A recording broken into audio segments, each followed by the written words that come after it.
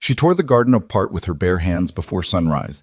Every rose bush, every ornamental hedge her husband had planted to look respectable, and replaced them with rows of vegetables that would either save their marriage or end it. Gideon Ashcroft had told her never to touch that yard. By the time he came home, it was already done. This is the story of a woman who chose food over pride, and a ranch that would either feed a frontier or bury a family in debt. Stay with me to the end, like this video, and comment the city you're watching from so I can see how far this story has traveled. The stagecoach had been rattling for 3 days when Rosalind Mercer finally understood that Wyoming did not care who she used to be. Back in Hartford, she had been somebody's daughter, somebody's seamstress, a woman who balanced ledgers for her father's dry goods store and never once worried about where her next meal came from. Out here, the wind didn't know any of that. It just blew straight through the coach windows like it had a grudge against comfort itself. And Rosalind pulled her shawl tighter and watched the land roll by. Flat, brown, endless, broken only by fence posts leaning like old men too tired to stand straight. She was 26 years old, and she was on her way to marry a man she had met exactly once, 4 months ago, when Gideon Ashcroft had come east looking for a wife the way other men went looking for cattle. Practical, sturdy, willing to work. She had liked that about him, actually. He hadn't pretended to be in love. He'd sat across from her in her father's parlor, turned his hat over in his hands, and said, "I've got land. I've got debt. I need a partner more than I need a sweetheart, if I'm honest with you." She had said yes because honesty was rarer than affection, in her experience, and because Hartford had nothing left to offer a woman who'd buried both her parents within a year of each other. Now, watching the dust rise behind the coach, she wondered if she'd made a mistake. The driver, an older man named Pruitt, with a face like cracked leather, called back to her without turning around. "Ashcroft Place is just up ahead, ma'am. Another 20 minutes. "Thank you," she said, and tried to steady the nerves crawling up her spine. When the ranch finally came into view, her first thought was that it looked like something out of a painting, and not in a good way. The house itself was modest, a 2-story clapboard structure that had clearly seen better paint jobs, but the front yard was something else entirely. Someone had clearly poured hours into it. A neat gravel path, 2 rows of rose bushes struggling against the wind, a small ornamental fountain that wasn't running, and a low picket fence painted white, though the paint was already chipping in the harsh sun. It looked like a parlor someone had tried to build outdoors. It looked, Rosalind thought, like a man trying very hard to convince the world he had more than he actually did. Gideon was waiting at the gate when the coach pulled up, and he looked exactly as she remembered. Tall, broad-shouldered, sunburned in that particular way of men who worked outside and forgot to care about it. He had a good face, she thought, honest eyes, but there was something pinched around his mouth, something tired that hadn't been there in Hartford. "Miss Mercer," he said, helping her down from the coach. His hands were rough and warm. "Mrs. Ashcroft, I believe, as of next week," she said. That got a small smile out of him. "Right, suppose it is." He carried her trunk through the gate himself, and she followed him up the gravel path, past the wilting roses, into a house that smelled like dust and old coffee. The inside told a different story than the front yard. The furniture was sparse. The kitchen, when she glimpsed it, had exactly 3 pots and a stove that looked like it needed repair. There was a parlor, a real one, indoors, with 2 chairs that didn't match and a table with a crack running down the middle. "It's not much," Gideon said, watching her face, "but it's honest. I didn't come here expecting a mansion, Mr. Ashcroft." "Gideon," he corrected. "We're getting married in 5 days. Might as well start now." Gideon, then. They were married the following Saturday in a small ceremony at the local church. Nothing elaborate, a handful of neighbors, a preacher who spoke quickly because he had 2 more weddings that same afternoon. Rosalind wore a dress she'd sewn herself on the journey west, blue cotton with a high collar, practical rather than beautiful. Gideon wore a suit that had clearly belonged to his father, the sleeves slightly too short. Afterward, there was a small gathering at the ranch, neighbors bringing pies and casseroles, a fiddle player who knew 3 songs and played them all twice. Rosalind smiled and shook hands and tried to memorize names she knew she'd forget by morning. She noticed the way some of the women looked at the front yard with something like approval, murmuring about the roses, the fountain, how respectable the place looked despite everything. She noticed, too, the way Gideon's jaw tightened every time someone mentioned money, or crops, or the railroad expansion happening just a few miles east. It was Martha Kincaid, a widow with silver hair and sharp eyes, who finally said something useful. She cornered Rosalind near the punch bowl, her voice low.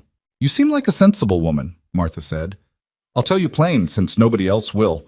This ranch is drowning, has been for 2 years. Gideon's daddy left him land and left him debt right alongside it, and Gideon's been trying to dig out by looking respectable instead of actually digging." "What do you mean?" Martha nodded toward the front yard, visible through the window.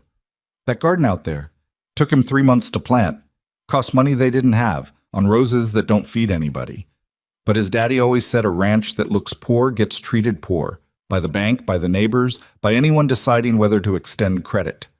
So Gideon keeps pouring what little he's got into looking fine instead of being fine." Rosalind glanced toward Gideon, who was laughing at something one of the ranch hands said. His shoulders relaxed for the first time all day. "And nobody's told him otherwise?" "Plenty have told him. He doesn't listen. Stubborn as a fence post, that one. You'll learn." Martha's eyes flicked back to Rosalind, something assessing in them. "You've got a different look about you, though, practical. Maybe you'll get further than the rest of us."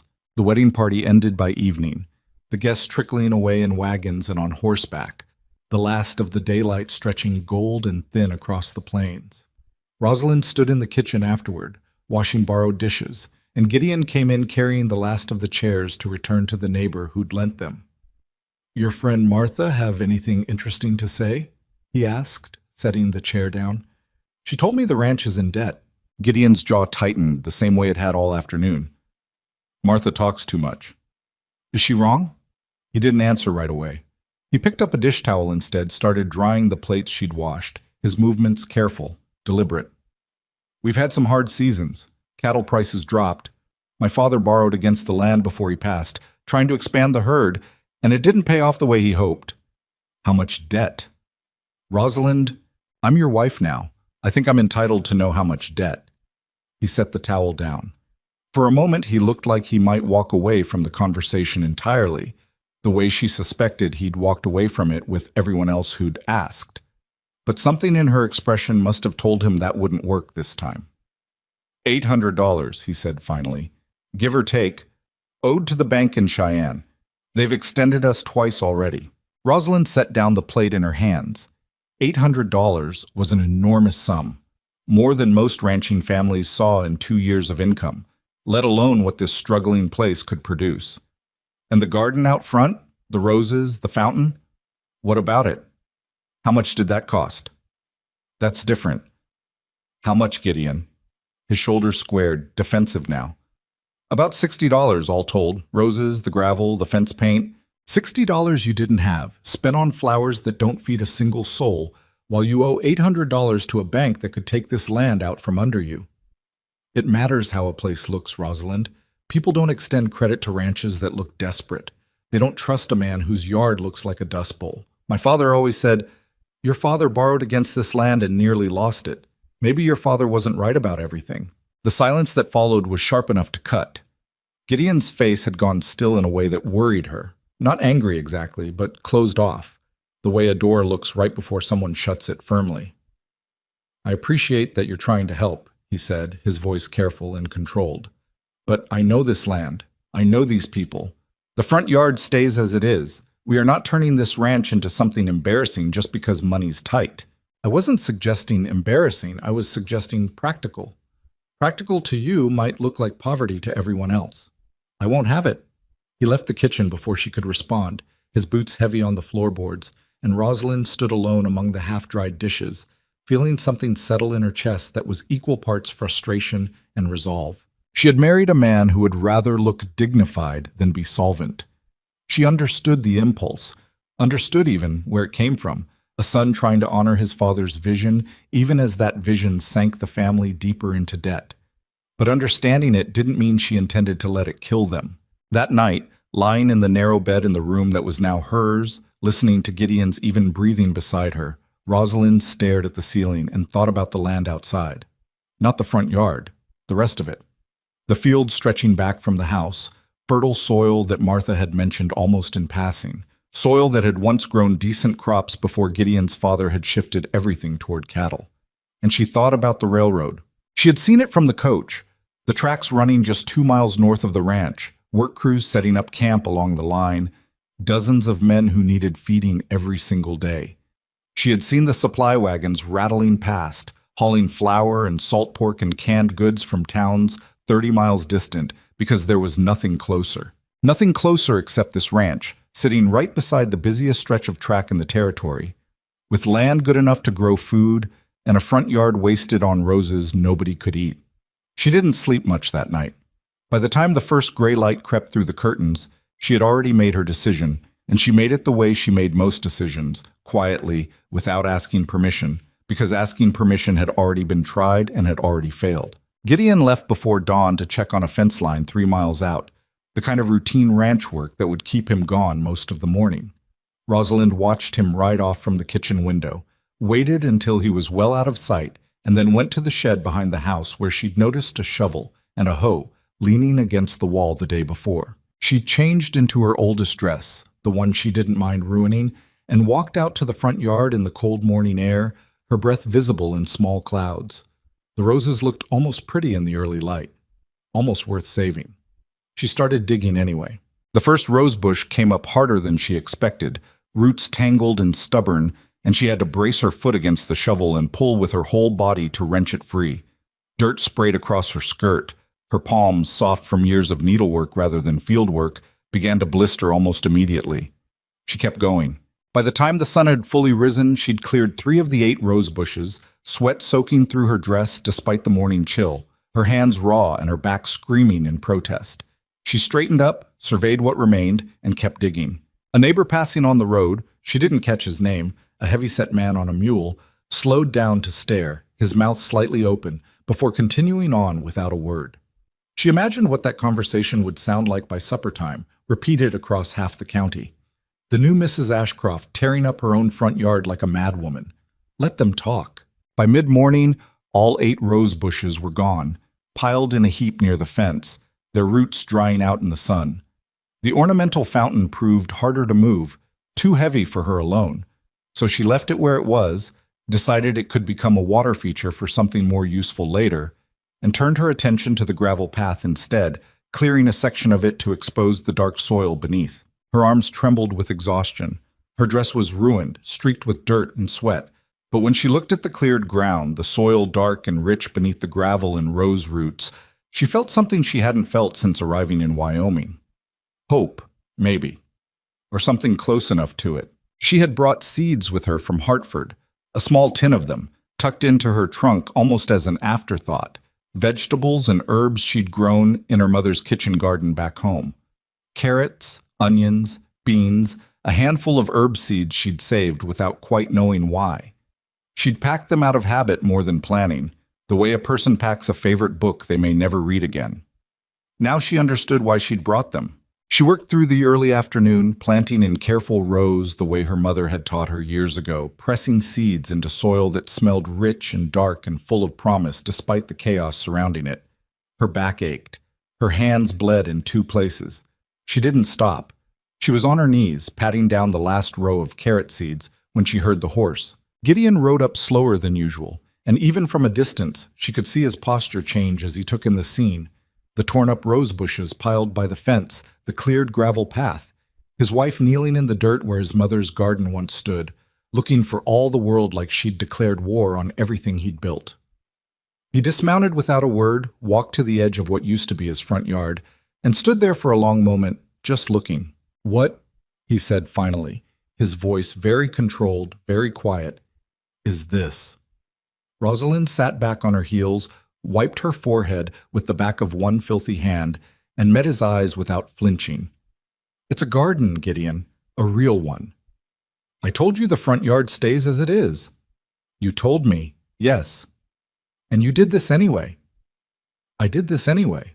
His face had gone through several expressions in the last few seconds: shock, disbelief, and now something darker, something that looked dangerously close to fury.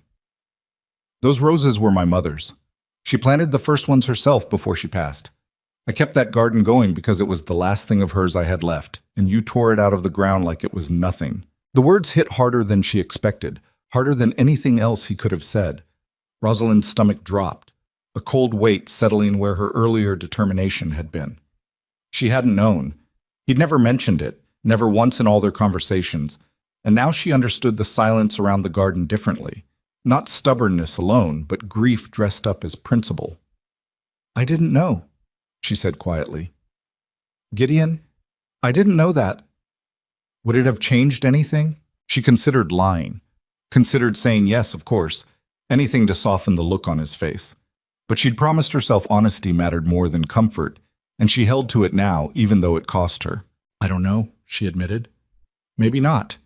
We're $800 in debt to a bank that could take this land whenever they please, and you were spending money we don't have to keep roses alive that don't feed anyone. I'm sorry about your mother. I am. But roses won't save this ranch, Gideon. Food might."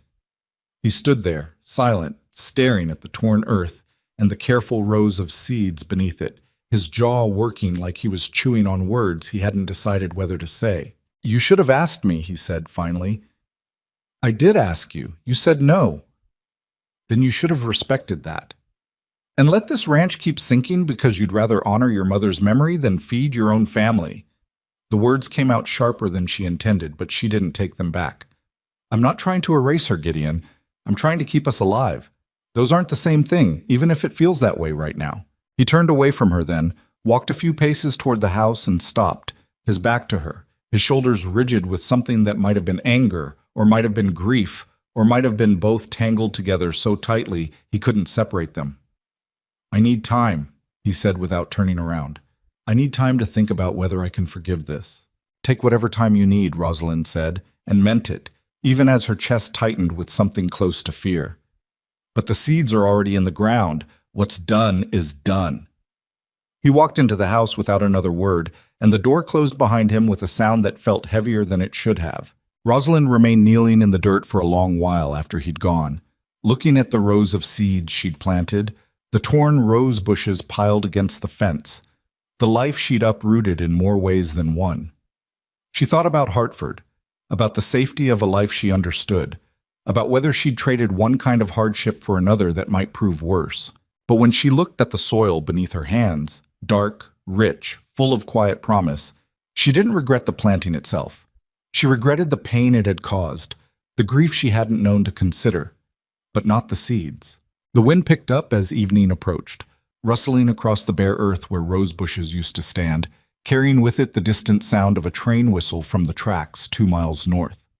Rosalind looked toward that sound, toward the railroad line cutting through the plains, toward the hungry workers who passed this land every single day without anyone offering them so much as a fresh vegetable. She didn't know yet if Gideon would forgive her. She didn't know if the seeds would grow, or if the bank would come calling before harvest, or if the neighbors' whispers would turn into something worse than gossip. She didn't know much of anything, sitting there in the dirt with blistered hands and a husband who'd locked himself inside the house she now called home. But she knew this. She had stopped waiting for permission to save what was hers to save. And whatever came next, she intended to meet it the same way she'd met this morning, on her knees in the dirt, doing the work that needed doing, whether anyone approved of it or not. The sun dropped low behind the distant hills, painting the torn earth gold and orange, and somewhere inside the house, a lamp flickered on in the front window. Rosalind rose slowly to her feet, brushed the dirt from her ruined dress, and walked toward whatever waited for her on the other side of that door. Gideon didn't speak to her for 2 full days. It wasn't the silence of a man too angry to function. He still rose before dawn, still rode out to check fences and feedstock, still came in at dusk and ate whatever she'd cooked without complaint. But he ate looking at his plate, not at her, and the few words that passed between them were the bare minimum required to share a house. "Pass the salt. The roof's leaking in the back room. I'll be out past dark tonight." Rosalind let him have his silence. She understood grief well enough to know it couldn't be argued out of a person, only waded through. So she waited, and in the meantime, she worked. The garden demanded attention from sunrise. She'd planted in haste, without proper rows, without thinking through how she'd water 8 different vegetable beds without a well close enough to the front yard. She fixed what she could. She hauled water from the pump near the barn in 2 heavy buckets, twice a day, her shoulders aching with the strain of it, and she pulled weeds before they could choke out the seedlings just beginning to push through the dark soil. On the 3rd morning, she found a folded note on the kitchen table when she came down before dawn. Gideon's handwriting, blocky and plain, took the wagon to town for supplies. Back by evening. That was all. No mention of the garden, no mention of his mother, no mention of whether 2 days of silence had softened into something else or hardened into something worse. Rosalind read it twice, set it down, and went out to check on the seedlings. That was when she found Martha Kincaid standing at the edge of what used to be the rose garden, leaning on the picket fence, studying the rows of disturbed earth with open curiosity. "Well," Martha said without preamble, "I heard you'd torn the place apart, but I didn't believe it until I saw it myself. Good morning to you, too. Is it true Gideon's not speaking to you?" Rosalind straightened up from where she'd been crouched, checking the bean shoots, brushing dirt from her hands. "Where did you hear that?" "Mrs. Calloway saw him in town yesterday. Said he looked like a man chewing glass. Word travels fast out here, dear. Faster than it ever did back east, I'd wager, on account of there's less to talk about." He's upset. The roses belong to his mother. Martha's expression shifted, something softening in her sharp features. "Ah, nobody told you that part, did they?" "No, nobody did. Eleanor Ashcroft planted that garden the year she married into this place. Before the debts, before the bad seasons, back when this ranch still had some money in it. She passed when Gideon was 19. Fever, the kind that takes hold fast and doesn't let go. He kept that garden alive for her sake long after it stopped making any kind of sense, financial or otherwise." Martha shook her head slowly. "I should have warned you. I'm sorry for that. I was so busy thinking about the ranch's books, I forgot there were feelings buried under all that dirt, too." Rosalind felt something tighten in her chest. Not quite guilt, but close to it. "I didn't mean to hurt him." "I know you didn't. But hurting him and being wrong aren't the same thing, and you do well to remember that distinction when he comes around to talking to you again, because he will come around. Stubborn men always do eventually, especially when their stomachs start reminding them what's practical." Martha nodded toward the garden. "These coming in well?" "Slowly. I don't know enough about this soil yet, what it wants, how much water it needs out here versus back home. I can teach you some of that, if you're willing to learn from an old widow instead of a husband who isn't talking to you." Rosalind almost smiled. "I'd be grateful." Martha spent the better part of that morning walking the rows with her, pointing out which seedlings looked strong and which looked like they'd struggle against the dry Wyoming air, explaining how the wind here pulled moisture from soil faster than back east, how the temperature swung harder between day and night, how a person had to plant smarter, not just harder, to survive growing anything in this country. "You've got good bones here," Martha said, surveying the cleared yard. "Better soil than half the ranches in this county, if I'm honest. Eleanor used to say the same thing, actually, used to talk about putting in vegetables herself before she got sick. Never got around to it." That detail settled into Rosalind's chest like a stone dropping into still water. She wanted a vegetable garden? Talked about it more than once, far as I remember. But Gideon's father wanted the roses, wanted something that looked fine for visitors, and Eleanor went along with it the way wives mostly did in those days. I don't imagine she'd mind seeing vegetables out here instead, if it kept her son's family fed. But I'm an old woman with opinions nobody asked for, so take that for what it's worth. Rosalind didn't know what to do with that information except hold on to it, turning it over in her mind through the rest of the day's work, wondering if it was true or if Martha had simply offered her a kindness disguised as fact. Either way, it eased something in her chest that had been sitting heavy since Gideon's face had gone cold 2 mornings ago. Gideon returned that evening with the wagon loaded. Flour, salt, a few tools, nothing extravagant, the kind of supply run that spoke of careful counting rather than generosity. He unloaded in silence while Rosalind finished cooking supper, and when he finally came inside, washed up, and sat at the table, he looked at his plate for a long moment before speaking. "Martha tell you about my mother?" "Yes." "Figured she would. Martha can't keep her mouth shut about anything, bless her. She also told me your mother wanted a vegetable garden, that your father insisted on the roses instead." Gideon's fork paused halfway to his mouth. He set it down slowly. "I don't remember that. You were a child when she planted it. Maybe you wouldn't remember." He was quiet for a long stretch, staring at some point past her shoulder, somewhere in his own memory she couldn't follow. "I remember her in that garden, kneeling in the dirt, same as you were the other morning. I remember thinking it was the prettiest thing on the whole ranch. His voice had gone rough at the edges. I suppose I never thought to ask her if she'd rather have grown something useful instead of something pretty. It's not too late to wonder? No, I suppose it isn't. He picked his fork back up, ate a few bites in silence, and then said, without quite looking at her, I'm still angry about how you went about it. You should have talked to me again, pushed harder, made me listen instead of going around me. You're right. I should have. He looked up, surprised, like he'd expected an argument rather than agreement. I was scared, Rosalind admitted. Scared that if I waited for you to come around in your own time, we'd run out of growing season, run out of money, run out of chances before you ever changed your mind. So I made the decision without you, and that wasn't fair, even if I still believe it was necessary. I can hold both those things at once, that I was wrong to do it the way I did, and that I'd probably do it again if I had to choose between asking permission and saving this family. Gideon studied her for a long moment, something working behind his eyes that she couldn't quite name. That's an uncomfortable thing to admit. Most true things are. He almost smiled then, not quite, but close enough that she caught the shadow of it before he looked back down at his plate. The seedlings. Are they taking? Slowly. Martha says the soil's good, better than she expected. She would know. Woman's been farming alone since her husband passed, 10 years now, and she's never gone hungry once that I've heard of. He pushed a piece of bread around his plate, thinking, I'm not saying I've forgiven the way you did it, but I'll admit I haven't been able to stop thinking about the railroad crews. Saw a supply wagon broke down outside town yesterday, hauling flour and salt pork from 40 miles off because there's nothing closer worth buying from. Took them most of the day to fix the wheel and get moving again, men standing around hungry the whole while. There could be something closer, Rosalind said carefully. If the garden does well. I'm not promising anything. I'm not asking you to. I'm just saying it out loud so it's been said. He didn't respond to that directly, but he didn't argue either, and for Rosalind, after 2 days of frozen silence, that felt like enough ground gained for one evening. The weeks that followed brought a careful, fragile peace between them. Not quite forgiveness, not quite partnership, but something edging toward both. Gideon still didn't help in the garden, still kept a deliberate distance from the dirt where his mother's roses once grew, but he stopped complaining about it either, and twice Rosalind caught him standing at the window in the evening, watching the rows of green pushing up through the soil with an expression she couldn't read. The vegetables grew faster than she expected. Whatever Martha had said about the soil proved true.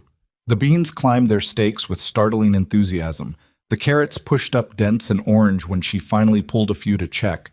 The herbs spread thick and fragrant along the border where the gravel path used to run.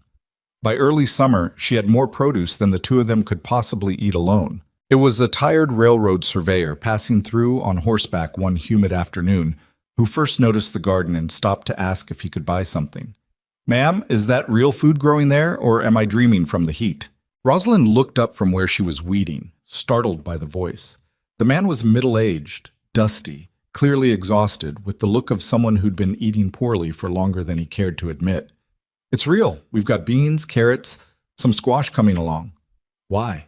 Because I have been eating salt pork and hardtack for 2 weeks straight, and I would pay good money for anything green that doesn't come out of a tin.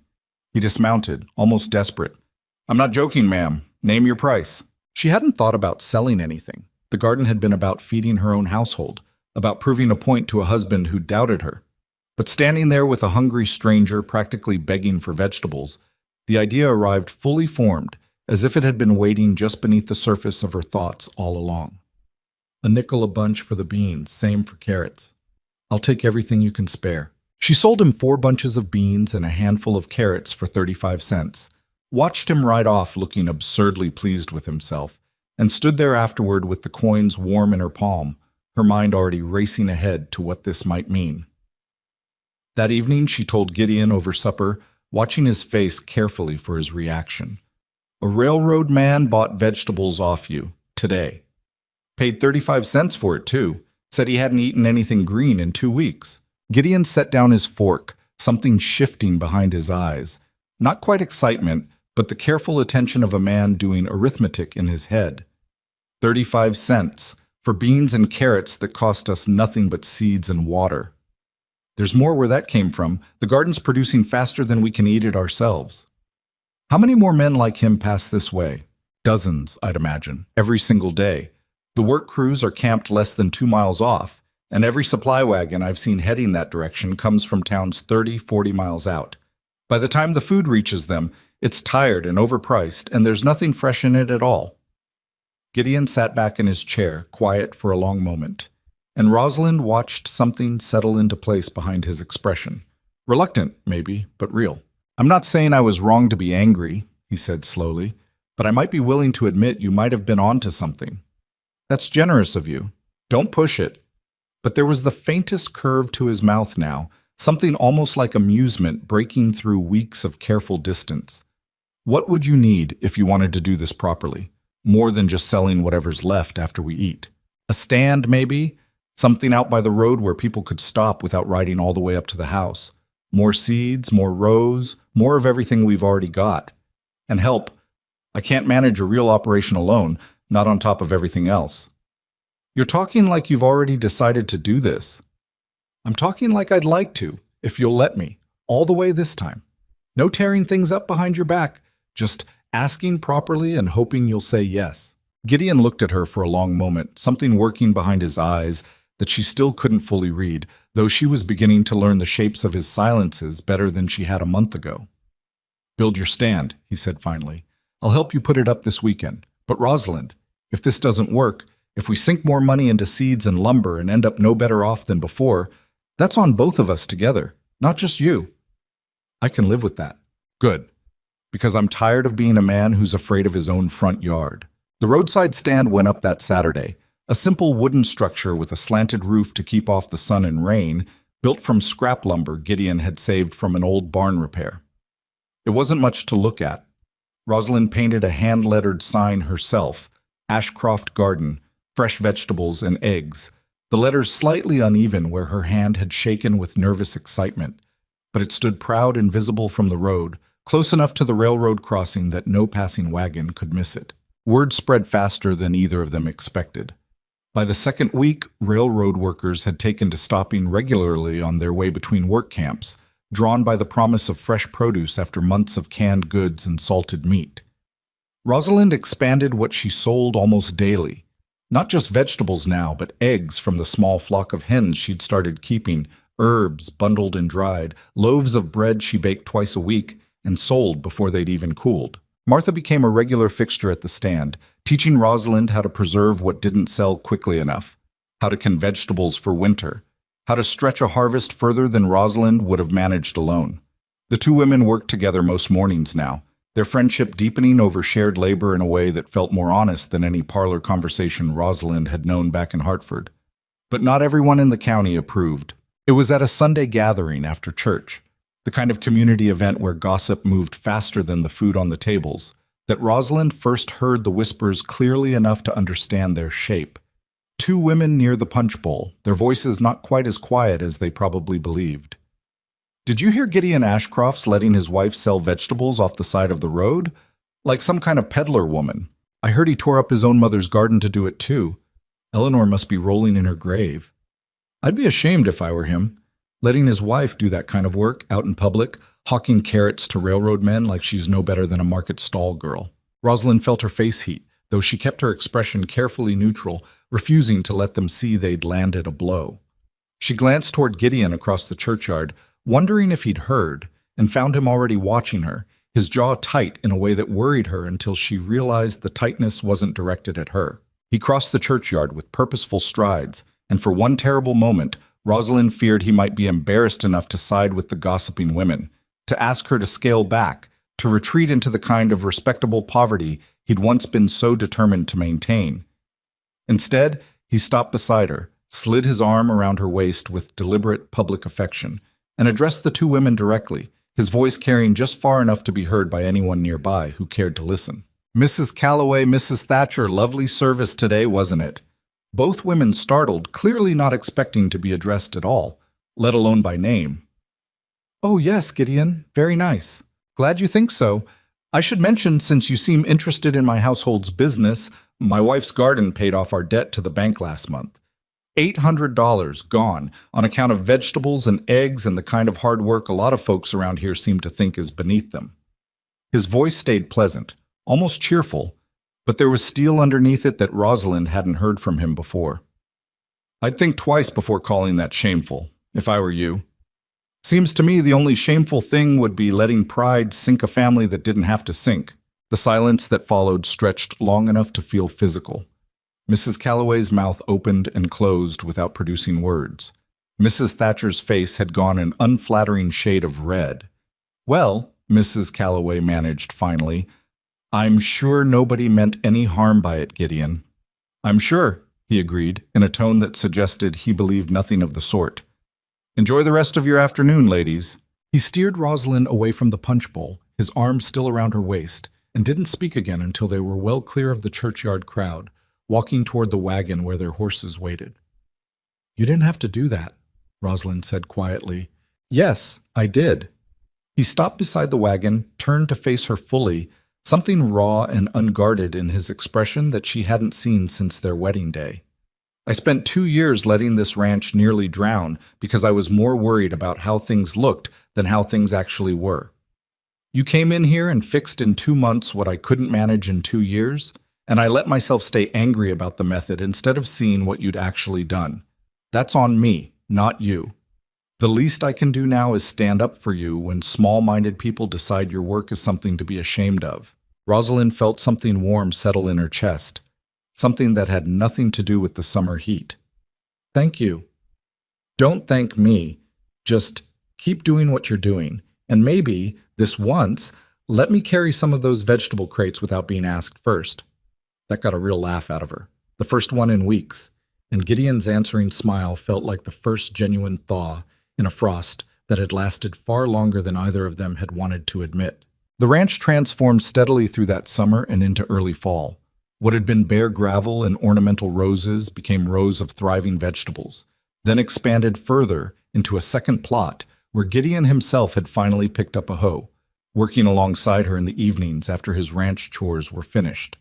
The debt to the Cheyenne Bank shrank steadily, payment by payment, until the day came when Gideon rode home from town with a paper in hand, his expression unreadable until he was close enough for her to see the relief written plain across his face. Paid in full, he said, holding up the document. Every cent. The bank manager looked at me like he couldn't quite believe it. Rosalind set down the basket of tomatoes she'd been carrying and crossed the yard to him, her heart lifting in a way she hadn't quite expected. All of it? All $800. Took less than 5 months.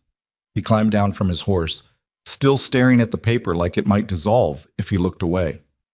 I spent 2 years convinced the only way out was pride and patience. Turns out the way out was vegetables and a wife stubborn enough to ignore me when I told her no. I prefer the word resourceful. I'll let you have that one. He folded the paper carefully, tucked it into his jacket, and looked around at the transformed front yard. The rows of vegetables, the roadside stand visible from where they stood, the small flock of hens scratching near the fence. My mother would have liked this, I think. More than the roses, even. Martha was probably right about that. I think so, too.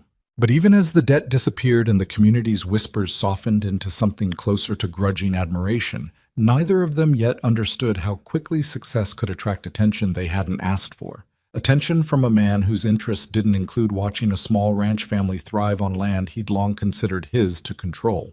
The man arrived on a Tuesday in late October, riding a horse too fine for ranch country, dressed in a wool coat that hadn't seen a speck of trail dust despite the journey. Rosalind noticed him from the stand before she noticed anything else about him.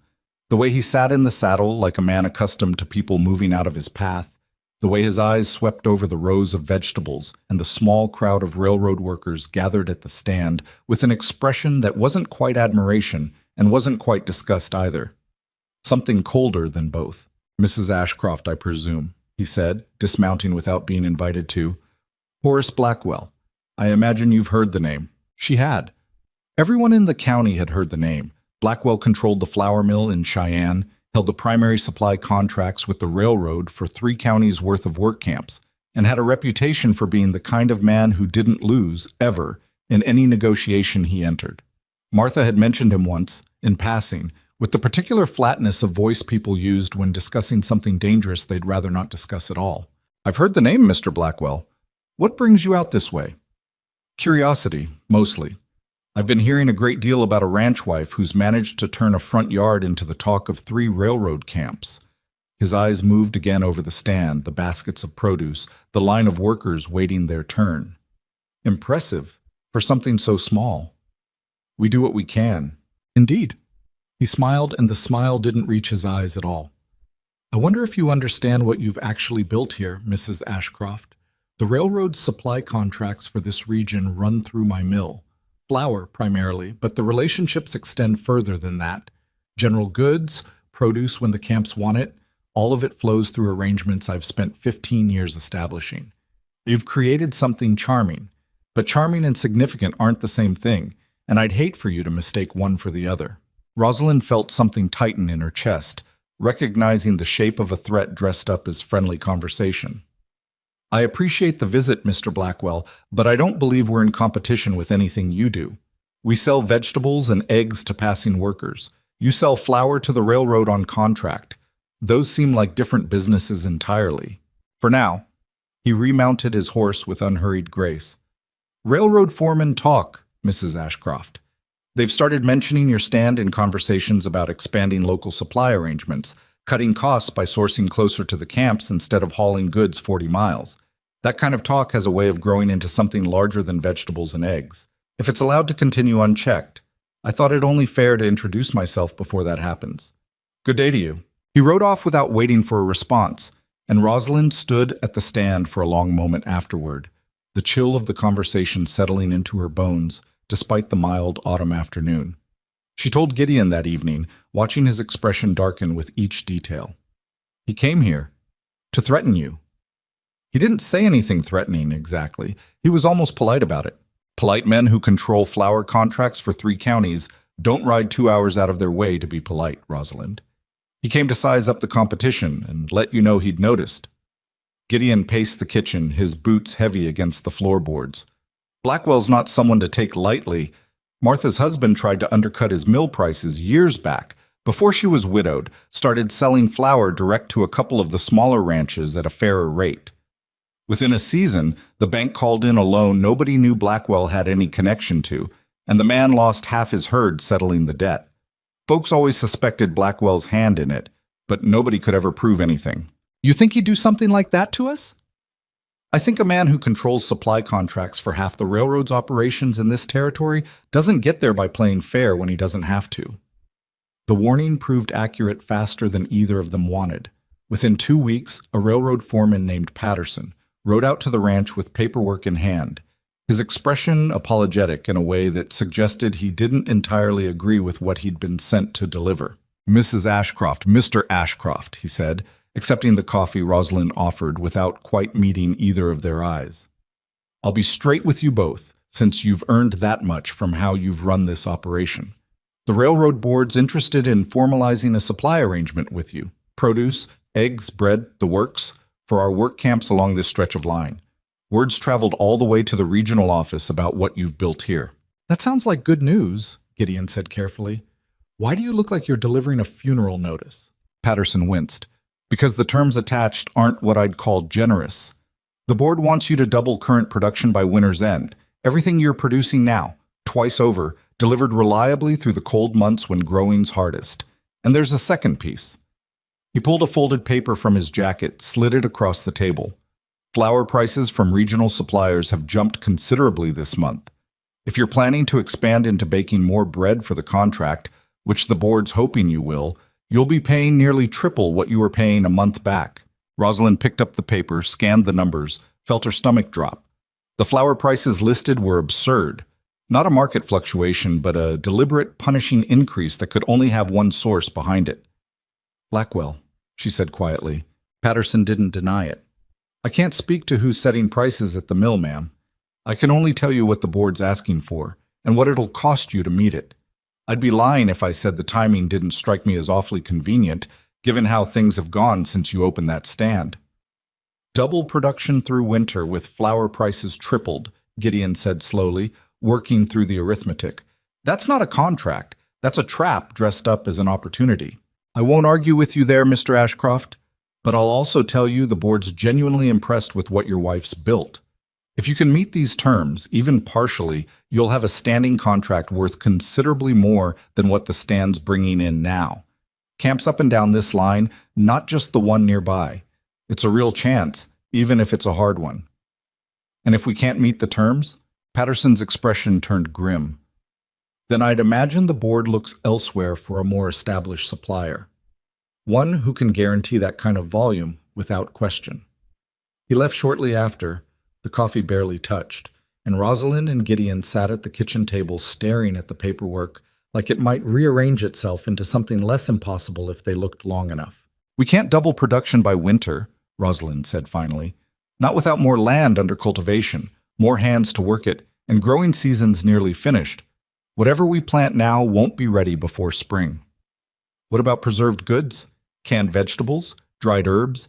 Eggs through the winter from the hens? It helps. It's not double what we're producing now, not even close. Gideon ran a hand through his hair, frustration evident in every line of his posture. And the flour. Even if we found a way to stretch production, we can't afford flour at triple the price, not for the volume of bread the contract would need. Then we don't buy from Blackwell's mill. There isn't another mill within 40 miles, Rosalind. He's the only supplier in 3 counties. She didn't have an answer for that yet, not a real one. But something in the back of her mind had already started turning over the problem the way she'd turned over the question of the front yard months ago, looking for the angle nobody else had considered, the solution hiding in plain sight because everyone assumed the obvious path was the only path. They threw themselves into the work regardless, because the alternative, surrendering the contract before even attempting it, felt worse than failure. Through November, Rosalind expanded the garden's reach into every available patch of land around the house, planted late-season crops that could survive the first frosts, and worked with Martha late into the evenings learning every preservation technique the older woman knew. They canned tomatoes and beans by the dozen jars, dried herbs in thick bundles hung from the kitchen rafters, salted and smoked what meat they could spare from the small flock of hogs Gideon had started raising. Gideon, for his part, threw himself into expanding the chicken coop, building a second structure to house more hens, working alongside 2 ranch hands he'd hired with what little money they'd managed to save. The ranch buzzed with activity from dawn until well past dark, every available hand pressed into service against a deadline that grew more impossible the closer it loomed. But the flour problem remained, stubborn and unsolved, until the first week of December delivered the disaster that nearly ended everything. Gideon had finally scraped together enough money to purchase a reduced shipment of flour from Blackwell's mill. Not enough for the full contract, but enough to keep their bread production limping forward while they figured out something better. The shipment arrived by wagon on an icy December morning, the roads slick with the season's first hard freeze, and the driver, a young man clearly unfamiliar with winter conditions this far west, took the final turn into the ranch too fast. Rosalind heard the crash before she saw it, the wagon sliding sideways on the icy ruts, tipping with a sickening lurch as the driver fought uselessly with the reins, and then the sound of barrels splitting open against the frozen ground, flour bursting into white clouds across the mud and ice like some grotesque parody of snow. She ran from the house without her coat, Gideon close behind her, both of them arriving at the wreckage to find the driver shaken but unhurt, and every single barrel of flour they'd just paid for ruined beyond saving. Soaked through with melting ice, contaminated with mud and gravel, useless for anything except feeding to the hogs. "I'm sorry," the young driver kept saying, over and over, his voice cracking with something close to panic. "I'm so sorry, ma'am. The road was worse than I figured. I didn't see the ice until—" "It's not your fault," Rosalind said, though her own voice felt hollow even to her ears, staring at the white wreckage soaking into the frozen mud. Accidents happen. Nobody could have controlled for ice like that.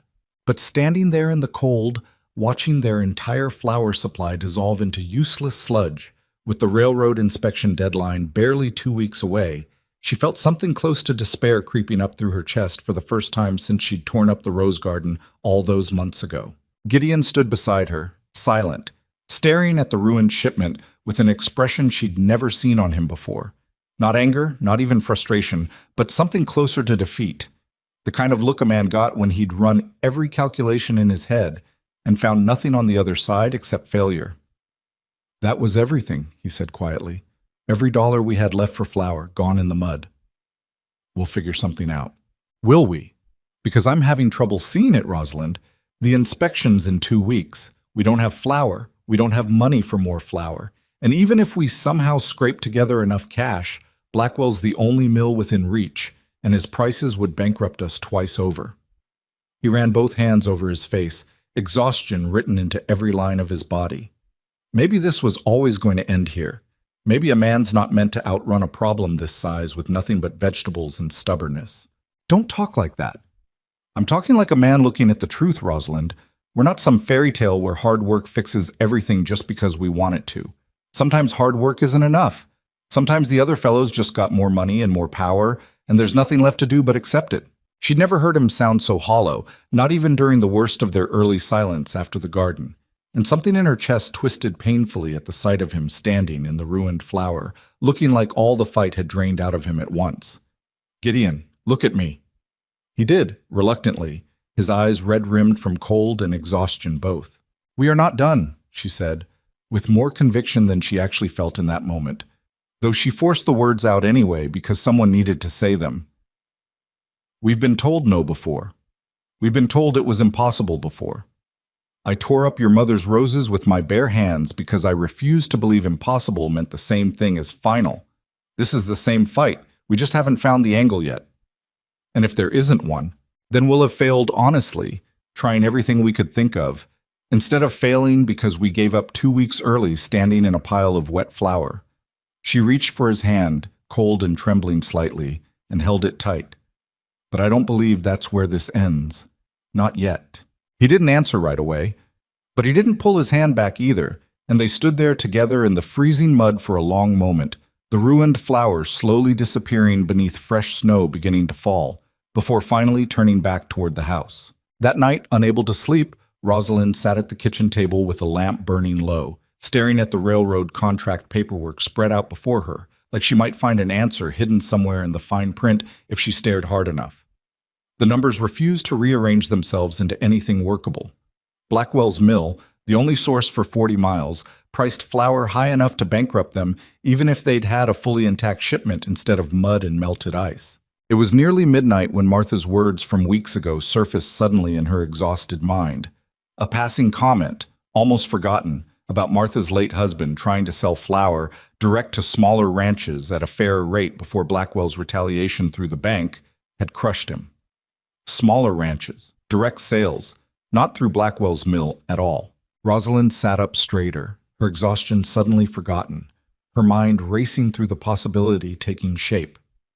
If Martha's husband had once tried selling flour directly, that meant smaller, independent mills existed somewhere in the county.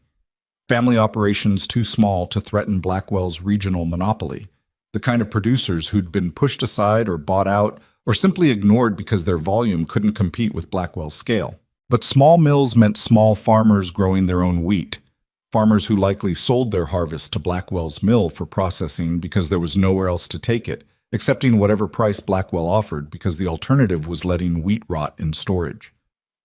What if those farmers didn't need Blackwell's mill at all? What if they had wheat, and somewhere among them, the equipment to grind it themselves, just without the volume or organization to make it worth doing alone? She didn't sleep that night, her mind turning over the shape of an idea that felt both impossibly ambitious and, the longer she sat with it, entirely possible. She found Martha at dawn, riding over before the sun had fully cleared the horizon, startling the older woman as she stepped out to feed her own small flock of hens. "Your husband," Rosalind said, breathless from the cold ride, "you said he tried selling flour direct before Blackwell ruined him through the bank. Did he have his own mill? Or did he buy from someone else?" Martha's expression sharpened with curiosity. "He had a small grinding setup, yes, nothing grand, just enough to process his own wheat and a neighbor's besides. Why are you asking about this at the crack of dawn looking like you haven't slept a wink?" "Because our flour shipment was destroyed yesterday, the inspection's in 2 weeks, and Blackwell's the only mill in reach charging prices that would bankrupt us twice over. I need to know if there are other farmers in this county still growing wheat, farmers who've been selling to Blackwell because they don't have another option." Martha's eyes widened slowly as understanding dawned. "You're thinking of cutting Blackwell out entirely, going straight to the source. I'm thinking we don't need his mill if we can find enough wheat, and enough small grinding setups scattered around the county to handle it ourselves. Even old ones, broken ones, anything we could repair or borrow. That's an enormous undertaking, Rosalind. You're talking about organizing half a dozen farms, maybe more, all working together on a deadline that's already nearly impossible. I know, but it's the only angle I can see that doesn't end with us bankrupt or beaten. Rosalind met her friend's eyes steadily, despite the exhaustion weighing on every part of her body. Will you help me find out who's still growing wheat around here? Who still has equipment, even broken equipment, that we might be able to use? Martha studied her for a long moment, something like respect flickering behind her sharp eyes. You really don't know how to quit, do you? Not when quitting means losing everything we've built. No. Martha set down the feed bucket she'd been carrying, wiped her hands on her apron, and nodded slowly. Then let's go find out who's still got wheat rotting in their storage because Blackwell's prices have made selling to him barely worth the trouble. I imagine we'll find more allies than you expect, once people understand what you're proposing. The two women set out together that same morning, riding from farm to farm across roads still slick with frost, carrying with them an idea that felt, even to Rosalind, like a desperate gamble against odds that remained stacked overwhelmingly against them. But desperate gambles, she reminded herself as the cold wind bit at her face, and the ranch disappeared behind them into the gray winter morning, had carried her this far already. She wasn't about to stop believing in them now, not with everything she and Gideon had built hanging in the balance, and a deadline ticking down with every mile the horses covered. The first farm they visited belonged to a man named Otis Webb, a wiry, sun-creased farmer whose wheat fields stretched out flat and brown beyond his modest house. Martha had known him for years, and the easy familiarity between them gave Rosalind an opening she might not have earned alone. "Otis," Martha called from the gate, "you got a minute to talk business?" Webb came out wiping his hands on a rag, squinting against the morning light. "Martha Kincaid showing up at my door with a stranger usually means trouble for somebody. Whose trouble is it today?" "Could be all our trouble, or it could be the start of something good. Depends how you look at it." Martha nodded toward Rosalind. "This is Rosalind Ashcroft, married into the Ashcroft place up the road. She's got a proposition I think you'll want to hear." Webb's eyes flicked to Rosalind with open curiosity. "Ashcroft, you're the one with the vegetable stand the railroad's all worked up about." "That's me." "Heard Blackwell paid you a visit too. Heard he's not happy about the attention you're getting." Something flickered across Webb's weathered face. Satisfaction, maybe, or old resentment finally finding a place to land. "Come on in out of the cold. I'll hear what you've got to say." Inside, over coffee that tasted burnt but welcome against the morning chill, Rosalind laid out the situation plainly. The railroad contract, the impossible flour prices, the ruined shipment, the deadline closing in faster than seemed fair. Webb listened without interrupting, his expression unreadable until she finished. "You're asking if I'll sell you wheat direct. Skip Blackwell's mill entirely. I'm asking if you've got wheat to sell and somewhere to grind it, or know someone who does. I know it's asking a lot on short notice." Webb set down his coffee cup, leaned back in his chair, and was quiet for a long moment. "I've got 40 bushels sitting in storage right now because Blackwell's price dropped so low this season it's barely worth hauling it to him. Same story for half the wheat farmers in this county, if you want the truth of it. Man's gotten so comfortable holding the only mill for 40 miles, he stopped pretending prices needed to be fair." "Do you have grinding equipment or access to any? Mine broke down 2 winters back. Never had the money to fix it properly. Not when selling to Blackwell barely covered seed and labor most years anyhow." He scratched at his jaw, thinking. "But my cousin Pruitt, out past the Henderson place, he's got an old stone mill his granddad built. Hasn't run in years, not at any real volume, but the bones of it are still standing. Might be fixable if somebody had reason enough to put the work in." Rosalind felt something lift in her chest, the first real spark of hope since the flour wagon had tipped into the frozen mud. "Would you sell me your wheat? And would you be willing to help convince your cousin to get that mill running again?" "For what price?" "A fair one. Better than what Blackwell's been giving you, I'd guess, since you just told me yourself his prices have gotten insulting. I can't promise riches, Mr. Webb, not on the timeline I'm working with, but I can promise honest dealing, and I can promise that if this works, you'll have a buyer who needs wheat regularly, not just this once." Webb studied her for a long moment. The kind of assessment Rosalind was growing accustomed to from the people of this county, careful, slow to trust, but willing to be convinced by something more solid than charm alone. "I heard you tore up a rose garden with your bare hands to plant vegetables instead," he said finally. "Heard your husband near threw you out over it before he came around." "That's mostly accurate, yes." Man who tears up roses to grow food and then builds something out of it, folks are still talking about 3 counties over. I reckon that's the kind of stubborn I can work with. He extended a calloused hand across the table. 40 bushels. Fair price, same as you're offering everyone else in this deal. And I'll ride with you to see Pruitt myself, save you the trouble of convincing a stranger alone. They shook on it, and Rosalind felt the first solid foundation of her plan settle into place. Fragile still, untested, but real in a way it hadn't been an hour earlier. The visit to Pruitt's mill proved harder. The old stone structure sat half-collapsed near a creek bed, its wheel rusted, its grinding stones cracked in places that looked beyond simple repair.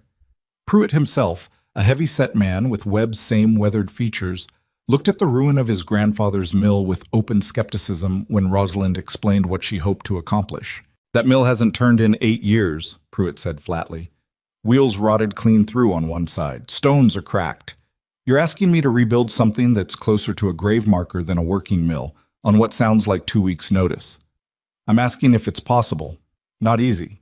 I understand it won't be easy, but possible." Pruitt walked the length of the structure slowly, running his hand along the stone walls, studying the broken wheel with the careful attention of a man who'd grown up around the mechanism, even if he'd never expected to need it again.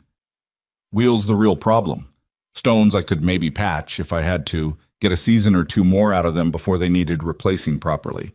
But that wheel needs rebuilding from scratch, and that's carpentry work I haven't done in years, on a timeline that doesn't leave room for mistakes. Could you do it with help? More hands, more lumber, whatever you needed?" "Maybe." He turned to look at her directly, something assessing in his expression that mirrored his cousin's earlier scrutiny. Why does a ranch wife care this much about an old mill that's none of her business to fix? "Because Horace Blackwell decided my family's success was a threat worth crushing, and I refuse to let him win simply because he's the only option anyone's ever been offered. If your mill runs again, that's one less reason for every farmer in this county to accept whatever price he decides to charge. That benefits you whether you ever sell me a single bushel of flour." Pruitt was quiet for a long moment, studying the broken wheel, something working behind his weathered features that looked, to Rosalind's careful eye, like a man remembering an old grudge he'd never had the means to settle. "Blackwell's mill bought out my granddad's customers 30 years back," he said finally. "Undercut prices until Granddad couldn't compete, then raised them right back up once we were dead in the water. Families resented that mill standing idle ever since, even though none of us ever had reason enough or money enough to do anything about it." He looked at Rosalind with something that might have been the beginning of respect. "Maybe you've just given me reason enough." By the time Rosalind and Martha returned to the ranch that evening, exhausted from a full day of riding between farms, they'd secured commitments from 3 different wheat growers and tentative agreement from Pruitt to attempt rebuilding his grandfather's mill, provided he had enough help and enough lumber to manage it within the impossible timeline. Gideon listened to the full account that evening with growing astonishment, his exhaustion from the day's ranch work forgotten as Rosalind laid out everything she'd arranged. "You organized 3 farms and a mill rebuild in a single day. I organized the beginning of it. There's still an enormous amount of work left. Pruitt needs help rebuilding that wheel. The wheat needs hauling and processing. We still need somewhere to bake all the bread the contract requires, and we've got less than 2 weeks to manage all of it." She rubbed her tired eyes, the day's exhaustion finally catching up with her. "But it's possible, Gideon. It's actually possible if everyone pulls together. Then we'd better start pulling." He stood, already reaching for his coat despite the late hour. "I'll ride out to Pruitt's place first thing tomorrow with whatever lumber we can spare. We'll need more hands than just the 2 of us and whoever Webb can bring." Where would we find more hands on this short of notice? Gideon's expression turned thoughtful. Patterson mentioned the railroads interested in this arrangement working out. Maybe it's worth asking if any of the off-duty crew would help, in exchange for guaranteed first access to whatever we produce. Men who've been eating salt pork and hardtack for months might find motivation in fresh bread that doesn't exist in money alone. It was a gamble, But within 2 days, word had spread through the railroad camps about the Ashcroft Ranch's desperate, ambitious plan to defeat Blackwell's monopoly, and the response surprised everyone involved. A dozen off-duty railroad workers showed up at Pruitt's mill that weekend, men who'd grown tired of the same monotonous rations, and saw, in Rosalind's scheme, a chance at something better for themselves as much as for the Ashcrofts.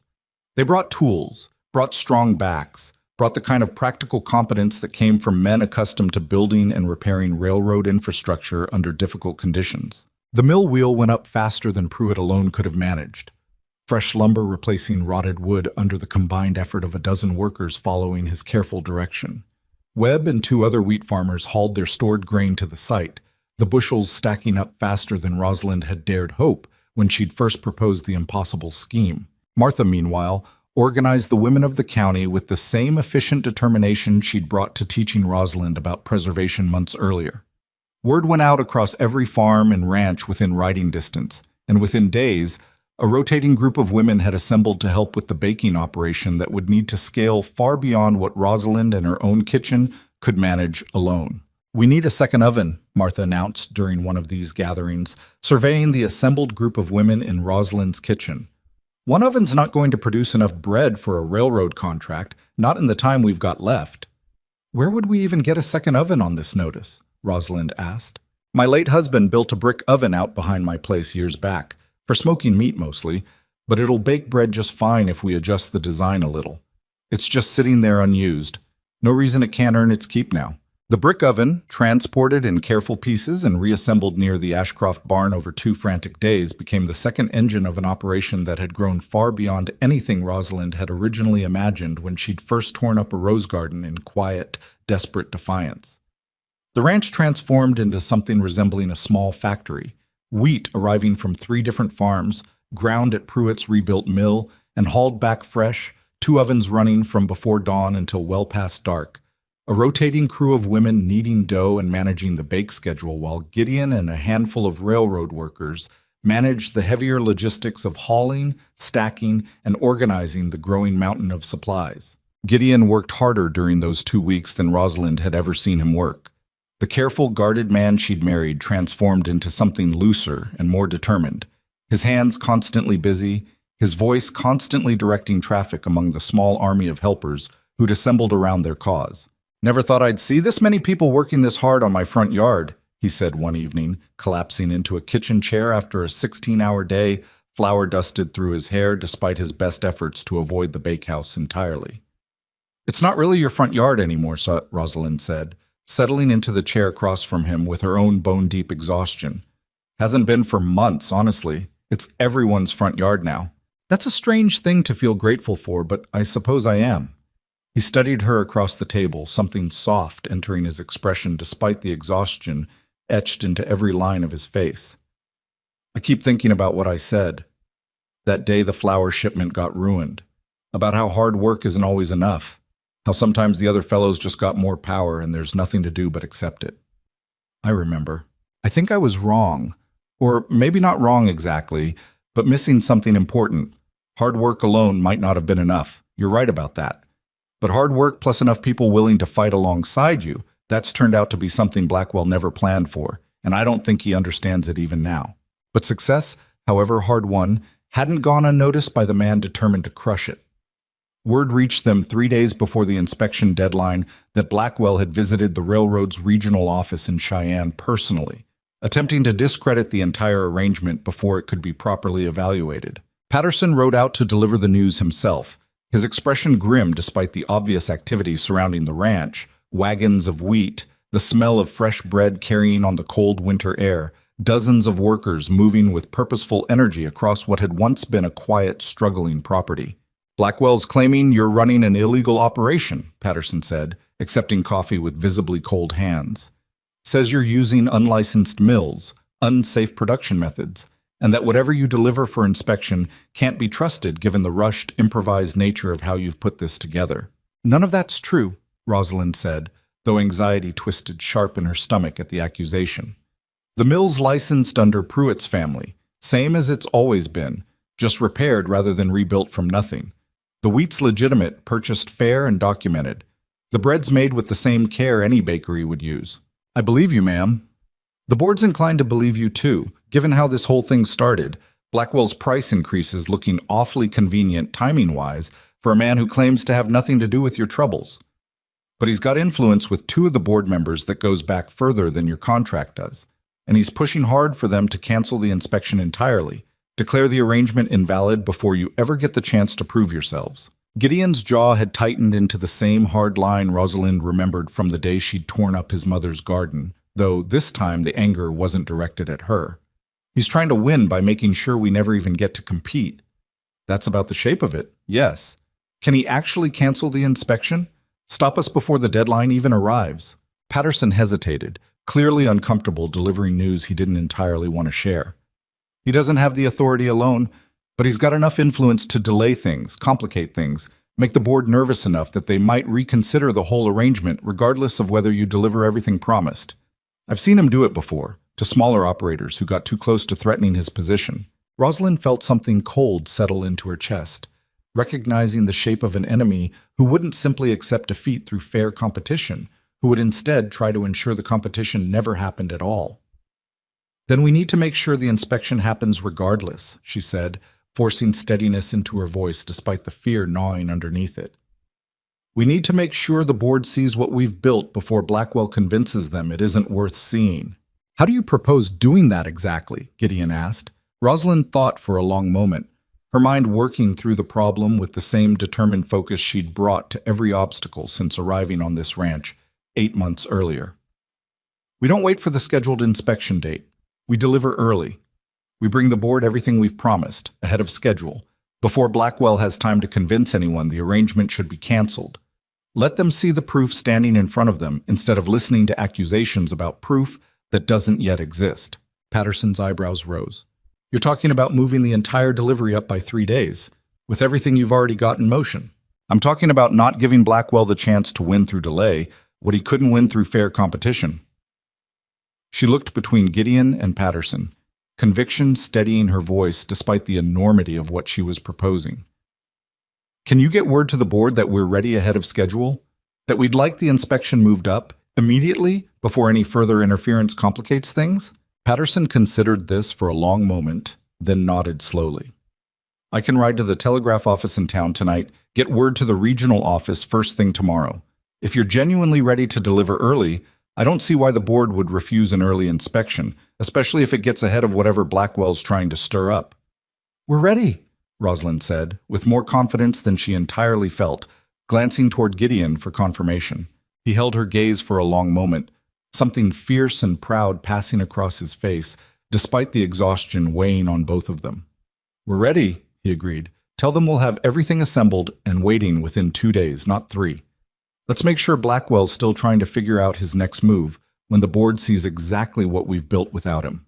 Patterson left within the hour, riding hard toward town despite the falling darkness, and Rosalind and Gideon turned back toward the ranch, toward the small army of farmers and railroad workers and county women who'd transformed a desperate scheme into something real, ready to push through 2 final days of impossible effort before facing the moment that would determine whether everything they'd built together would stand, or whether Horace Blackwell's influence would prove powerful enough to crush it regardless of how hard they'd all fought. The 2 days that followed blurred together into something Rosalind would only half remember afterward, the way exhaustion folds time in on itself until a person can't tell where 1 hour ended and the next began. She slept perhaps 4 hours total across both nights, catching brief stretches on a kitchen chair while bread rose in the brick oven outside, waking to the smell of yeast and wood smoke and the low murmur of women's voices managing the bake schedule in shifts. Pruitt's mill ran almost continuously now, the rebuilt wheel turning steady against the creek's current, grinding wheat into flour faster than anyone had dared hope when they'd first looked at that rotted, abandoned structure and called the whole plan impossible. Webb and the other farmers kept the grain flowing. The railroad workers, their numbers swelling past 20 now, as word spread through the camps, hauled and stacked and organized with the kind of disciplined efficiency that came from men used to demanding physical labor under deadline. Gideon hardly stopped moving. Rosalind watched him direct the operation with something that looked more and more like genuine confidence rather than the careful, guarded pride he'd carried when she'd first arrived 8 months earlier. He'd shed something during these 2 weeks, some old fear about how things looked rather than how they actually were, and what remained underneath was a man who'd finally stopped confusing dignity with appearance. "You should rest," he told her on the second night, finding her slumped against the kitchen table, a half-written inventory list forgotten beneath her cheek. "You should rest too. You've slept less than I have. Somebody's got to keep this whole operation from falling apart at the last minute." But he sat down across from her anyway, his own exhaustion evident in the dark circles under his eyes, the slight tremor in his hands from too much coffee and not enough sleep. "We're close, Rosalind. I checked the tallies an hour ago. We're going to have more than double what the contract asked for if the last batch of bread comes out right." More than double. The wheat held out better than expected. 3 farms turned out to be more generous than I calculated, and Pruitt's mill is grinding faster now that the wheel's broken in properly. We're not just meeting the contract, we're going to blow past it. Something fragile and hopeful bloomed in her chest, the first real relief she'd allowed herself since the flour wagon had tipped into the frozen mud weeks earlier. Blackwell's not going to like that. Blackwell's not going to have a choice but to watch it happen. Gideon reached across the table, covered her hand with his calloused fingers rough but warm against her skin. "Whatever happens at that inspection, I want you to know something. I spent 2 years thinking the only way to survive out here was to look respectable enough that nobody questioned how close we were to losing everything. You spent 2 months proving that survival actually looks like getting your hands dirty and refusing to quit. I was wrong about almost everything that mattered, and you were right about almost everything that mattered, and I'm not too proud anymore to say that plainly." Rosalind felt her throat tighten, exhaustion and emotion tangling together until she could hardly separate one from the other. "You're not wrong about everything. Your instinct to protect this place, to want something better for it, that wasn't wrong. You just had the method backward. Maybe. Either way, I'm grateful you didn't listen to me that morning with the roses. I think about that sometimes, how close I came to losing all of this because I was too stubborn to see what was standing right in front of me, growing in dirt I'd told you not to touch." She squeezed his hand, too tired for anything more eloquent, and they sat together in the lamp-lit kitchen for a few quiet minutes, listening to the distant sounds of the operation still running outside. The creak of the mill wheel, the low conversation of night shift workers, the entire transformed life they'd built together out of desperation and stubborn refusal to accept defeat. The inspection day arrived 2 days ahead of the original schedule, exactly as Rosalind had pushed for, the morning breaking cold and clear over a ranch that looked nothing like the property she'd arrived at 8 months earlier. Where ornamental roses had once struggled against the wind, rows of harvested vegetable beds lay dormant under a light dusting of snow. The roadside stand standing proud and weathered from months of steady business. Behind the house, 2 ovens glowed with banked heat, the air thick with the smell of fresh bread, and wagons stood loaded with crates of preserved vegetables, baskets of eggs, and stack upon stack of flour sacks ground fresh at Pruitt's rebuilt mill. The railroad board arrived shortly after sunrise. 3 men in heavy coats, accompanied by Patterson, who looked considerably more relaxed than he had during his last visit, and trailing slightly behind the group, unmistakable even at a distance, Horace Blackwell himself, his fine wool coat looking distinctly out of place against the working chaos of the ranch yard. "Mr. Ashcroft, Mrs. Ashcroft," said the lead board member, a heavy-set man named Coleridge who introduced himself with brisk formality. "We understand you've requested an early inspection ahead of the original contract deadline." "That's correct," Gideon said, his voice steady despite the obvious nervousness underneath it. "We believe we've not only met the terms of the original agreement, but exceeded them substantially. We'd rather you see the proof now than wait for any further complications to arise." Blackwell's mouth tightened almost imperceptibly at the phrase "further complications."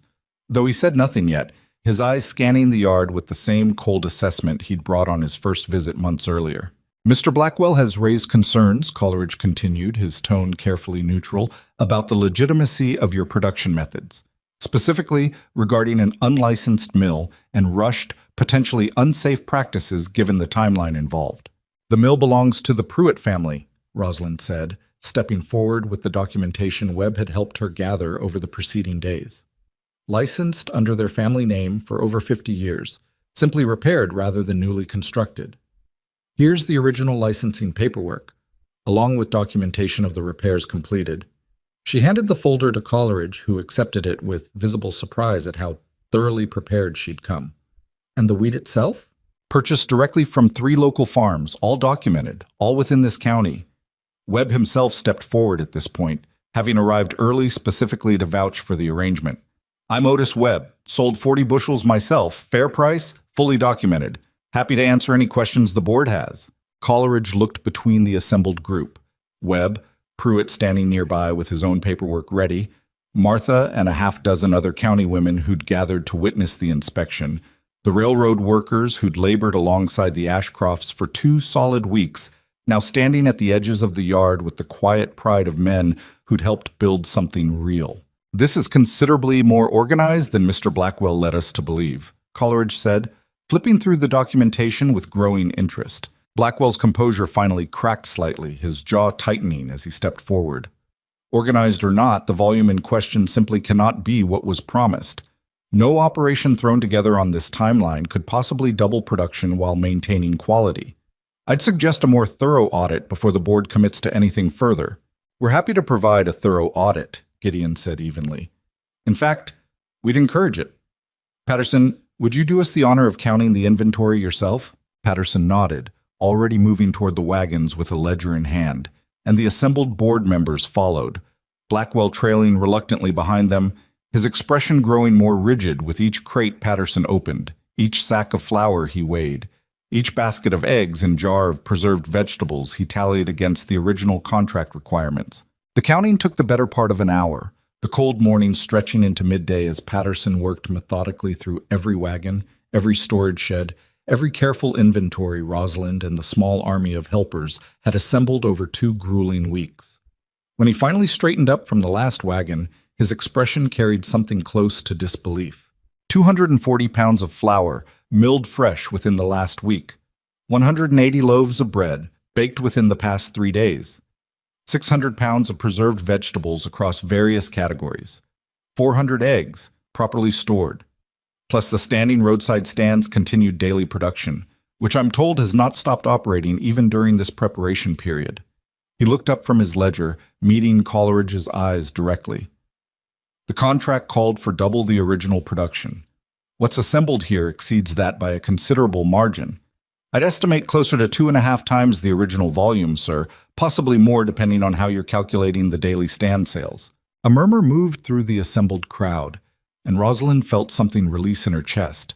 Not quite triumph yet, not while Blackwell still stood there with his composure visibly cracking, but something close enough to taste. That's simply not possible, Blackwell said, his voice rising for the first time, the careful, cold control he'd maintained through every previous encounter, finally beginning to slip. Not on this timeline, not without cutting corners that would compromise quality or safety. I'd insist the board test the actual product before accepting these numbers at face value.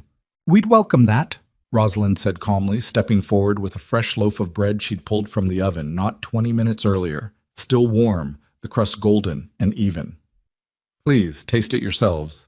Judge the quality with your own mouths rather than Mr. Blackwell's assumptions. Coleridge accepted a piece, tasted it thoughtfully, and his eyebrows rose with visible surprise.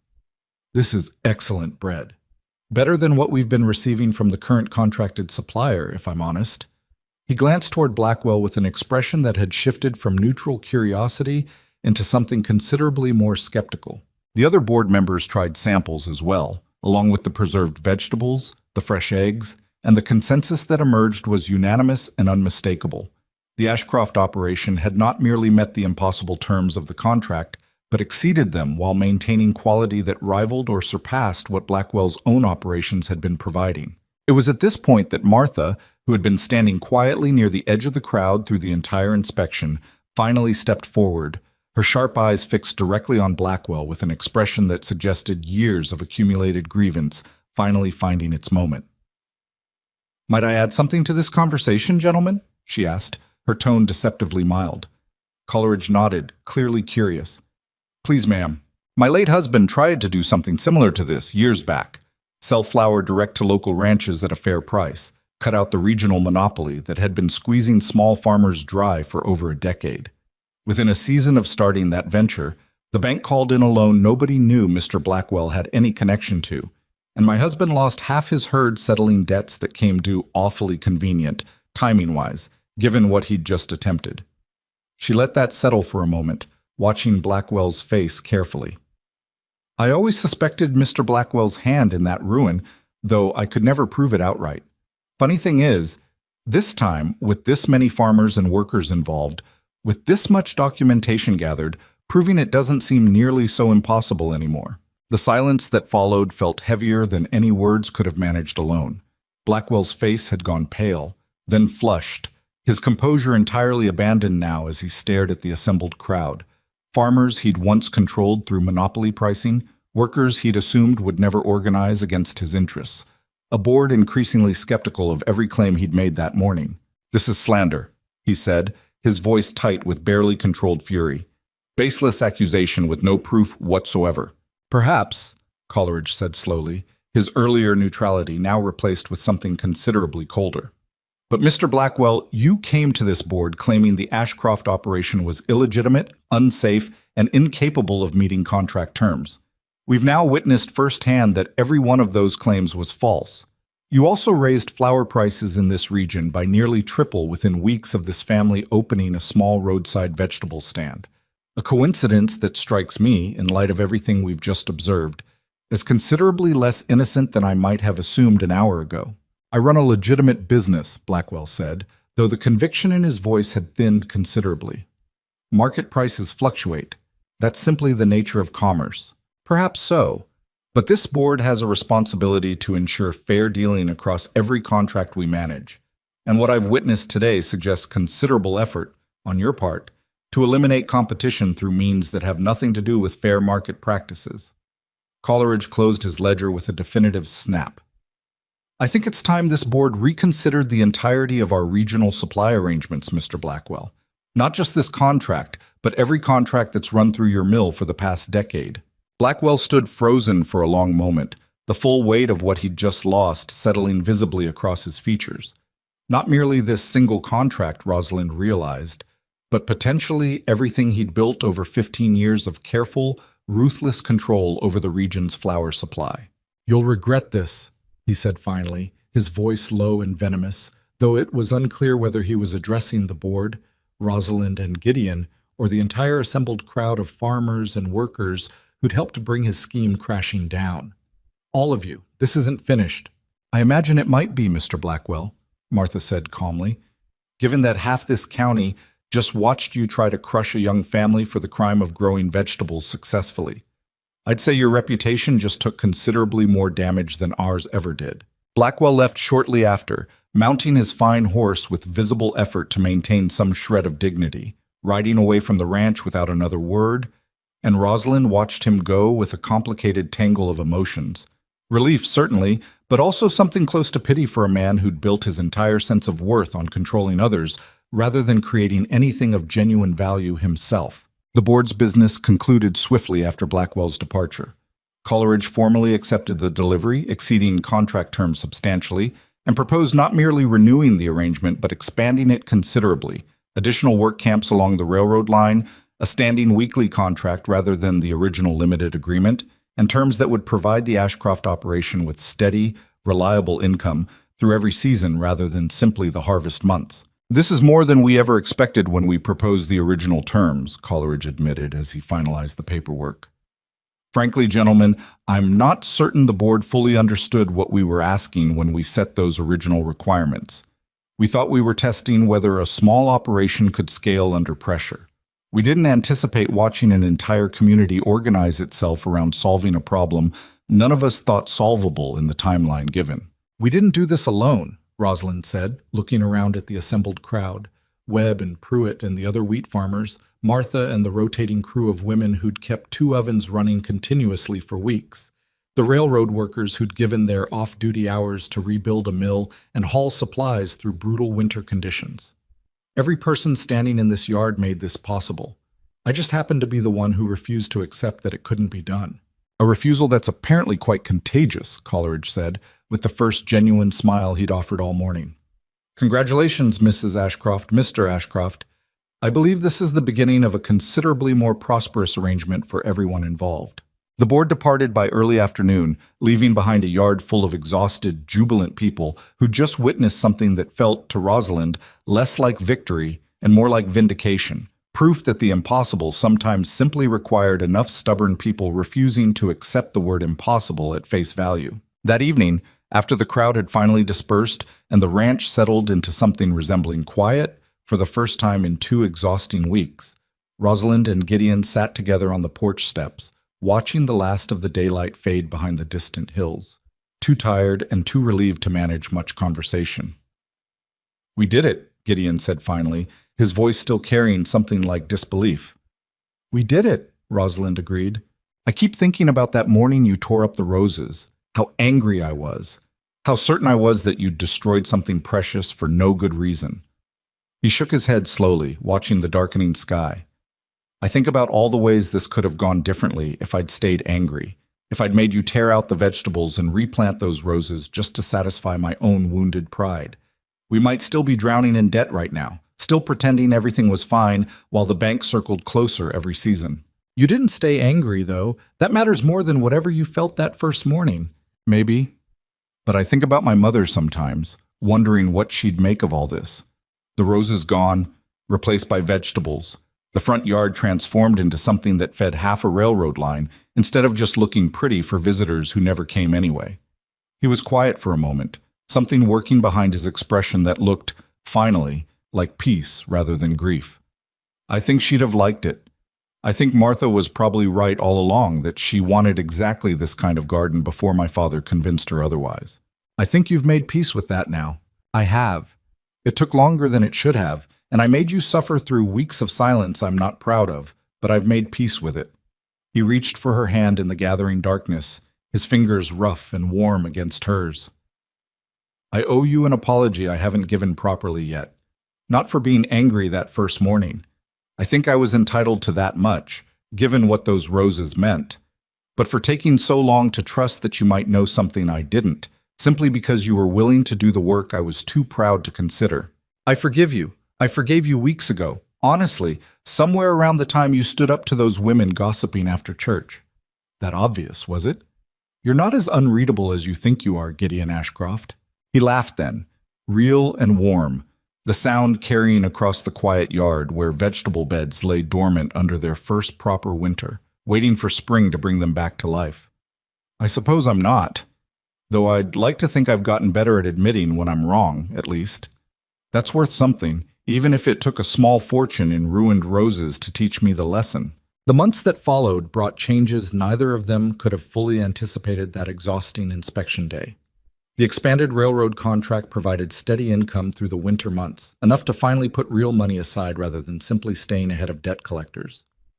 Come spring, Rosalind expanded the garden further still, working alongside Gideon now as an equal partner rather than someone he merely tolerated, the two of them planning each season's planting together with the kind of easy collaboration that had been entirely absent during those first tense weeks of their marriage. The roadside stand grew into something considerably more substantial, a proper market building by early summer, constructed with help from the same network of farmers and workers who'd rallied around the original crisis, selling not just the Ashcroft Ranch's own produce, but goods from Webb's farm, from Pruitt's family, from a half-dozen other small operations who'd found, in this new cooperative arrangement, a viable alternative to Blackwell's monopoly pricing. Blackwell himself faded from regional prominence over the following year, his mill's contracts dwindling as the railroad board, having witnessed firsthand the consequences of his manipulative business practices, quietly redirected business toward more honest arrangements wherever alternatives existed.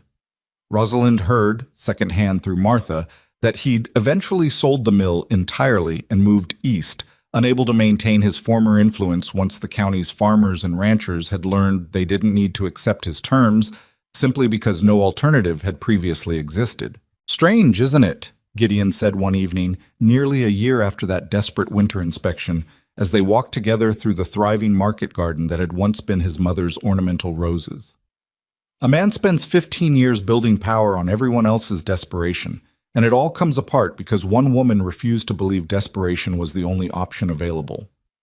It wasn't just me, though. You know that." "I do know that, but you were the one who saw it first.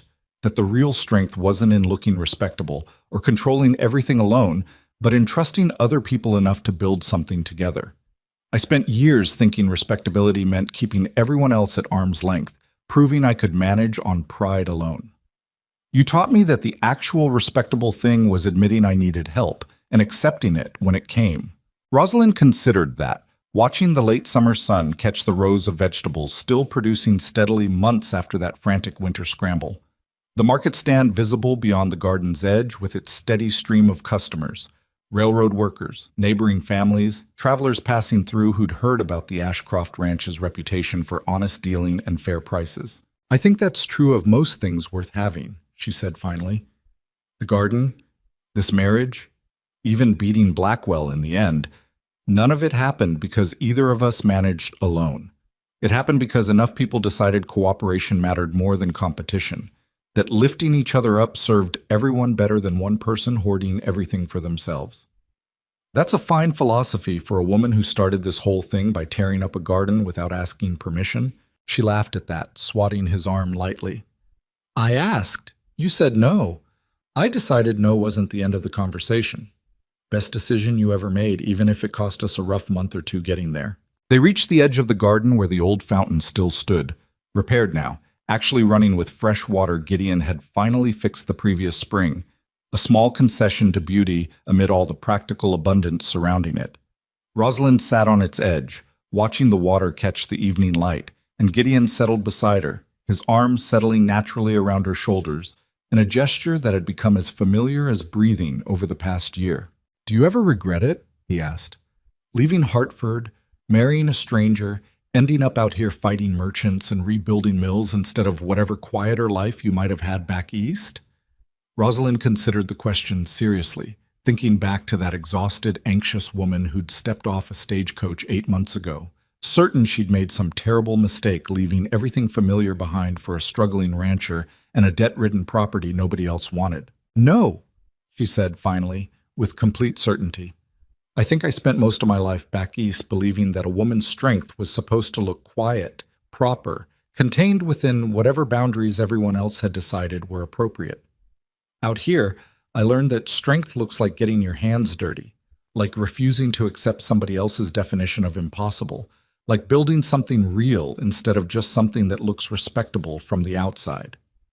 She leaned into his shoulder, watching the sun finish its descent behind the hills that had become as familiar to her now as Hartford's streets had once been. I don't regret any of it. Not the roses, not Blackwell, not even the weeks you spent furious with me. I think every part of it taught me something I needed to learn. What's that? That courage isn't the absence of fear or doubt. It's doing the necessary thing anyway, even when you're afraid, even when everyone around you insists it can't be done. Even when the person you love most thinks you've made a terrible mistake. Courage is digging up the roses before sunrise, because waiting for permission might mean losing everything worth saving. She turned to look at him directly, something steady and certain in her expression. And partnership, real partnership, means trusting that the people standing beside you might see something true that you've missed, even when admitting that feels like surrendering some piece of your own pride. Gideon was quiet for a long moment, watching her with an expression that held none of the guarded distance she remembered from their first difficult weeks together, only something open and grateful and entirely present. That's a fine philosophy for a marriage, he said finally. I think my mother would have liked you, Rosalind. Roses or vegetables, peddler or rancher's wife. I think she'd have recognized something in you worth admiring, same as I finally did. I like to think so too. They sat together as the last light faded into proper evening, the ranch settling into its familiar nighttime rhythms around them, chickens roosting, the distant sound of a train whistle carrying across the plains, the market stand finally closing for the day after another steady stream of customers. What had once been a struggling, debt-ridden property, defined by the gap between appearance and reality, had become, through 8 months of stubborn effort and an entire community's willing cooperation, something genuinely prosperous, genuinely respected, genuinely theirs in a way that no amount of ornamental roses could ever have achieved. The lesson, Rosalind thought, watching her husband's profile against the darkening sky, wasn't really about vegetables or flower contracts or even defeating a corrupt merchant who'd mistaken monopoly for invincibility. It was simpler than that. and harder too, in its own quiet way. It was about understanding that dignity wasn't something you protected by hiding your struggles behind a respectable facade. Dignity was something you built, slowly, honestly, through the unglamorous work of solving real problems with whatever tools you actually had, even when those tools looked nothing like what everyone expected success to require. Gideon had spent 2 years believing that looking poor was more dangerous than being poor, that appearances could substitute for substance if a person simply maintained them carefully enough. Blackwell had spent 15 years believing that control mattered more than fairness, that monopoly could substitute for genuine value if a person simply held onto power tightly enough. Both men had been wrong in their own ways, and both had eventually been forced to confront exactly how wrong they'd been. Rosalind had arrived in Wyoming with nothing but a tin of seeds and a stubborn refusal to accept that hardship meant helplessness. She hadn't known, that first cold morning kneeling in torn-up dirt with blistered hands and an uncertain future, that her small rebellion would eventually feed entire railroad camps, rebuild a broken mill, restore a county's faith in fair dealing, and transform a marriage built on practical necessity into something considerably warmer and more genuine than either of them had originally expected. But perhaps that was the truest lesson buried inside everything that had happened since that morning, that the smallest acts of stubborn courage, undertaken quietly and without permission when permission wasn't forthcoming, had a way of growing into something far larger than anyone could have predicted at the start. A garden became a market became a community became strong enough to defeat a man who'd believed himself untouchable, simply because enough people decided that cooperation and honest work mattered more than fear and submission to unfair power. The ranch that had once been the most pitiable property in the county, propped up by roses nobody could eat and a fountain nobody had bothered to fix, became instead the most admired piece of land in the territory, not because it looked respectable from the road, but because it had proven, through every difficult season since Rosalind's arrival, exactly what genuine resilience and genuine partnership could accomplish when given enough room to grow. Gideon squeezed her shoulder gently, drawing her attention back from her thoughts to the present moment, to the quiet evening settling around them both. "Come inside," he said softly. "It's getting cold, and we've got an early morning ahead of us. New seedlings to start, if we want this season's planting on schedule." Together? Always together from here on out. I learned that lesson too well to forget it now. She rose from the fountain's edge, taking his offered hand, and together they walked back toward the house that had become, through every hardship and triumph of the past year, truly and completely theirs. Not because of how it looked from the road, but because of everything real and honest and hard-won that had grown, quite literally, from soil that had once held nothing but flowers too delicate to survive what the frontier actually demanded of the people who hoped to make a life there.